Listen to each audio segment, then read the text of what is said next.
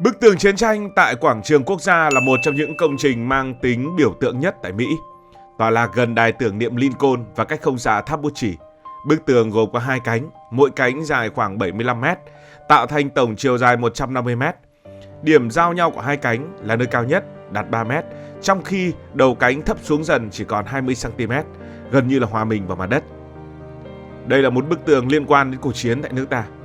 Toàn bộ bức tường được ghép từ 144 tấm đá hoa cương đen quý với mỗi cánh gồm 72 tấm.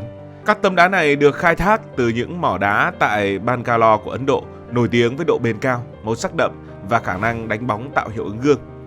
Mỗi tấm đá được gia công cẩn thận, đánh số thứ tự khoa học từ 1E đến 70E. E ở đây có nghĩa là hướng đông và những tấm này thì ở cánh đông. 1W đến 70W cho cánh tây, giúp những người viếng thăm dễ dàng tra cứu thông tin về từng cái tên được khắc. Tổng diện tích bề mặt đá ước tính khoảng 1.200 m², đủ để chứa hơn 58.000 cái tên. Khi khánh thành vào cuối năm 1982, bức tường ghi tổng cộng là 57.939 cái tên của các quân nhân Mỹ đã chết hoặc mất tích trong cuộc chiến tranh xâm lược Việt Nam. Con số này không cố định. Trong những năm sau, khi các con số mất tích được xác nhận hoặc thêm thông tin mới, bức tường liên tục bổ sung. Tính đến năm 2025, con số đã vượt mốc 58.000. Mỗi cái tên được khắc bằng kỹ thuật phun cát chính xác với kích thước chữ thống nhất, không phân biệt cấp bậc hay vai trò. Hình chữ V của bức tường cũng mang nhiều ý nghĩa. Một số người cho rằng nó tượng trưng cho victory, tức chiến thắng. Nhưng nhà thiết kế Maya Lin giải thích rằng hình dạng này đại diện cho một vết thương trên mặt đất đang dần khép lại qua thời gian. Vì nước Mỹ đâu có chiến thắng tại Việt Nam. Thiết kế này không chỉ phá vỡ truyền thống của các đài tưởng niệm Mỹ vốn thường cao vút và uy nghi, mà còn tạo ra một không gian thân mật nơi người xem có thể cảm nhận sự gần gũi với những người đã chết. Khởi nguồn của bức tượng này như thế nào? Cuộc kháng chiến chống Mỹ của nước ta kết thúc vào năm 1975. Nó để lại những vết thương sâu sắc trong xã hội Mỹ. Nhiều cựu binh cảm thấy những hy sinh của họ và đồng đội không được công nhận tại quê nhà một cách đúng mức, trong khi đất nước bị chia rẽ bởi những tranh cãi về ý nghĩa của cuộc chiến xâm lược này. Thế nên năm 1979, Jan Cruz, một cựu chiến binh từng phục vụ tại Việt Nam, quyết định thay đổi điều đó. Sau khi xem xong bộ phim The Deer Hunter, một tác phẩm khắc họa nỗi đau chiến tranh, ông nảy ra ý tưởng xây dựng một đài tưởng niệm cho những người lính Mỹ đã thiệt mạng. Ông cùng với nhóm cựu chiến binh thành lập Quỹ tưởng niệm cựu chiến binh Việt Nam. Mục tiêu của họ là tạo ra một không gian tưởng niệm không mang tính chính trị, không ca ngợi chiến tranh, mà tập trung vào sự hy sinh của con người. Tổ chức này kêu gọi quyên góp từ cộng đồng, nhận được sự hỗ trợ rộng rãi từ cựu binh, gia đình quân nhân, tổ chức nhân đạo và các cá nhân tư nhân. Tổng cộng 9 triệu đô la Mỹ, tương đương với khoảng 25 triệu đô la Mỹ bây giờ đã được huy động, một con số ấn tượng mà không cần đến ngân sách chính phủ. Để tìm ra thiết kế phù hợp, tổ chức này đã tổ chức một cuộc thi thiết kế toàn quốc vào năm 1981, thu hút hơn 1.400 bài dự thi từ các kiến trúc sư, nhà thiết kế và sinh viên trên khắp nước Mỹ. Ban giám khảo gồm các chuyên gia kiến trúc và nghệ thuật đã chọn thiết kế của Maya Lin, một sinh viên 21 tuổi người Mỹ gốc Hoa. Thiết kế của Lin với hình chữ V đơn giản và bức tường đá đen khắc tên ban đầu gây tranh cãi bởi sự tối giản và khác biệt so với những đài tưởng niệm truyền thống. Thiết kế này không nhằm tôn vinh chiến thắng hay chiến tranh mà tập trung vào sự hòa giải. Cô mô tả bức tường là một vết cắt trên mặt đất nơi con người có thể đối diện với nỗi đau và tìm cách hàn gắn. Mặc dù phải đối mặt với một số chỉ trích từ một số nhóm cho rằng thiết kế quá u ám hoặc thiếu tính biểu tượng, thì công trình này vẫn tồn tại ở đó. Công trình được khởi công vào ngày 26 tháng 3 năm 1982 tại Quảng trường Quốc gia nhờ sự phối hợp chặt chẽ giữa các nhà thầu, kỹ sư và tình nguyện viên. Bức tường được hoàn thành trong thời gian kỷ lục chưa đầy 8 tháng. Các tấm đá được lắp ráp cẩn thận, đảm bảo độ bền và tính thẩm mỹ. Bề mặt đá được đánh bóng kỹ lưỡng để tạo hiệu ứng gương, cho phép người xem thấy hình bóng của mình hòa quyện với những cái tên. Những cái tên trên bức tường được khắc theo thứ tự thời gian đã chết hoặc mất tích từ năm 1959 đến năm 1975, tạo thành một dòng chảy lịch sử liên tục. Điều này giúp những người thăm viếng cảm nhận được quy mô và tiến trình của cuộc chiến, từ những ngày đầu với sự can thiệp của quân đội Mỹ qua những năm tháng đỉnh điểm xung đột cho đến khi chiến tranh khép lại. Mỗi tấm đá được đánh số và ghi chú trong cơ sở dữ liệu cho phép tra cứu thông tin chi tiết về từng quân nhân, từ đơn vị, thời gian phục vụ cho đến nơi họ ra đi. Bức tường được chính thức khánh thành vào ngày 13 tháng 11 năm 1982 trong một buổi lễ trang trọng với sự tham dự của hàng ngàn cựu chiến binh, gia đình quân nhân, quan chức và công chúng. Buổi lễ không chỉ là dịp để vinh danh những người đã chết mà còn là một bước tiến trong việc hàn gắn những chia rẽ trong xã hội Mỹ sau chiến tranh. Từ đó bức tường này trở thành một điểm đến không thể thiếu tại Washington DC, thu hút khoảng 4 triệu lượt khách mỗi năm. Một chi tiết đặc biệt là những cái tên được khoanh tròn. Trong trường hợp hiếm hoi, khi một quân nhân mất tích được xác nhận vẫn còn sống và trở về, tên của họ sẽ được khoanh tròn trên bức tường, dù số lượng trường hợp này rất ít. Chi tiết này thể hiện sự chu đáo và hy vọng trong thiết kế của bức tường.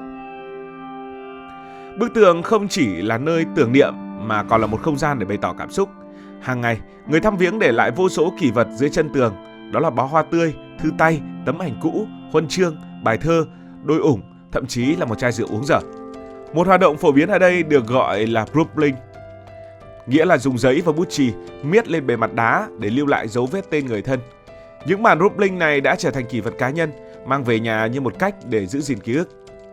Trong bối cảnh quảng trường quốc gia, nơi các đài tưởng niệm như Lincoln hay Washington được xây bằng đá cẩm thạch trắng, cao vút và uy nghi, bức tường đen nổi bật với sự khiêm nhường. Nằm sát mặt đất với màu đen u tối, nó không ca ngợi chiến thắng hay sức mạnh mà nhắc nhở về một thất bại đau đớn của người Mỹ. Trong một thành phố tôn vinh chiến thắng, bức tường này là ký ức về một cuộc chiến tồi tệ đã kết thúc. Sự tương phản này khiến bức tường trở thành một lời cảnh tỉnh, buộc người Mỹ đối diện với những sai lầm của quá khứ. Bức tường này không phải là một công trình tĩnh lặng. Kể từ khi khánh thành, nó liên tục được bổ sung tên mới, có thêm thông tin về các quân nhân mất tích hoặc xác nhận hy sinh. Quá trình này được thực hiện cẩn thận với sự phối hợp giữa các bên và các chuyên gia khắc đá để đảm bảo tính chính xác và tôn trọng. Bức tường chiến tranh không chỉ là nơi tưởng nhớ hơn 58.000 người lính Mỹ mà còn là lời nhắc nhở về cái giá của chiến tranh, không chỉ cho Mỹ mà cho cả Việt Nam, nơi hàng triệu người đã phải ngã xuống và hậu quả chiến tranh vẫn còn hiện hữu. Với 4 triệu lượt khách mỗi năm, từ cựu binh, gia đình quân nhân đến du khách quốc tế, bức tường là nơi quá khứ và hiện tại giao thoa, nơi mỗi người tìm thấy một câu trả lời riêng về ý nghĩa của hòa bình. Sẽ ra sao nếu ở Việt Nam cũng có một bức tường như trên? Bức tường đó sẽ dài bao nhiêu và tại sao Việt Nam không cần một bức tường như vậy? Trong cuộc kháng chiến chống Mỹ, Việt Nam có 850.000 liệt sĩ hy sinh, để lại những câu chuyện bất diệt về lòng dũng cảm và tình yêu quê hương. Ở Mỹ, bức tường chiến tranh Việt Nam dài 150 m, khắc hơn 58.000 tên quân nhân là biểu tượng đầy ám ảnh. Nếu ở Việt Nam xây dựng một công trình tương tự với mật độ khắc tên như vậy, thì bức tường của Việt Nam phải dài gần 2,2 km, một công trình đồ sộ, tốn kém và khó khả thi. Nhưng Việt Nam không cần một bức tường đá để lưu giữ ký ức, bởi dân tộc đã dựng ra một bức tường vô hình, trường tồn trong lòng người, trong lịch sử và trong những mảnh đất thấm đẫm máu xương. Bức tường ở Mỹ với 144 tấm đá hoa cương đen từ Bangalore, Ấn Độ, khắc khoảng 386 tên mỗi mét, là không gian để người Mỹ đối diện với một cuộc chiến tranh đầy tranh cãi. Một bức tường cho 850.000 liệt sĩ Việt Nam sẽ cần đến 2.198 mét đá, đòi hỏi một nguồn lực khổng lồ từ khai thác để xây dựng.